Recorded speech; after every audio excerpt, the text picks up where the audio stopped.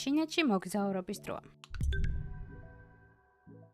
ახალი მოგზაურობის და თავგადასავლების დროა. მივფრინავ ჩინეთში. ვინც თვალს მადევნებდით ჩემს სოციალურ ქსელებში, კი იცით რამდენი წვალება დამჭირდა და როგორი კურიოზული თავგადასავლები გადამხდა ვიზის ასაღებად. ხო და ეს დროც დადგა. მივდივარ. ფრენა თბილისიდან მოქვს ამდენი ქვეყნის ლაუნჯი დავტესტე და ჩვენმა რა დააშავა, ხო და აი ასე გამოიყურება თბილისის აეროპორტის ლაუნჯი. სივრცე როგორც დავახედავთ, საკმაოდ მყუდრო და ლამაზია ბევრი დეკორით და ფერადი დეტალებით. რა სიტყვით აბა მოგწონთ? სანამ მე ვიღებდი, ელე უკვე დატრიალდა და თავისთვის საუზმეც გაუმზადებია. საუზმეზე გამახსენდა, მოდი საკვებსაც გადაგახედებთ. სენდვიჩები, სალათები, ყველის ასორტი. აქეთ წვნიანიცაა, გამომცხვარი მინი ლობიანები და ხაჭაპურები. აქ რა გვაქვს? კვერცხი, სოსისი, პიურე, ბრინჯი, ბოსტნეული, მოკლედ სტანდარტულად როგორც ყველგან არის ხოლმე. ესეც სასმელები. აქაც არის მრავალფეროვანი არჩევანი და ესეც ჩემი საუზმე. თუმცა გამოგიტყდებით და არაფერი არ მომეწონა. როგორც იქნა მოახლოვდა ფრენის დრო. ფრენა გადაჯდომით მაქვს. ჯერ მივფრინავ აზერბაიჯანში. მოკლედ პეკინამდე სანამ მივალ 9 თავიანი დევის მოკლა მიწევს, მაგრამ